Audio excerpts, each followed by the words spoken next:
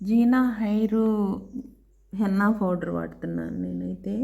దీనిలో అన్నీ ఉంటాయన్నమాట. ఆమ్లా వచ్చేసి శ్రీకాయి, బ్రహ్మిణి, తులసి, ఆట, నీము, రీత అన్నీ ఉంటాయి దీనిలో. ఇక వెరైటీస్. ఈ హెన్నా పౌడర్ వాడుతున్నాను నేను ఇప్పుడు. హెయిర్ బాగా సిల్కీగా రావాలంటే ఈ హెన్నా వాడుకోవాలి. బ్లాక్ కలర్ వేసుకుంటే హెయిర్కి ఇబ్బందిగా ఉంటుంది, కళ్ళకి మంటగా ఉంటుంది కదా.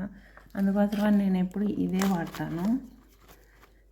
ఎక్కువ బ్లాక్ అస్సలు వాడను, చిన్నప్పటి నుంచి అంతేను. అందుకోసమే ఎక్కువ రెడ్గా కనిపిస్తుంది. రెడ్ కాదు, అది గోల్డ్గా, కొంచెం మంచిగా షైనింగ్గా, గోల్డ్ బంగారు వెంట్రుకల్లాగా వస్తాయి అన్నమాట ఈ హెన్నా పౌడర్ వాడుకుంటే. మీరు కూడా వాడుకోండి తెచ్చుకొని, రేటు కూడా తక్కువే ఉంటుంది. ఇలాగ కలుపుకోండి. ఓకే, ఇలా కలుపుకొని హెయిర్కి అప్లై చేసుకోవాలి.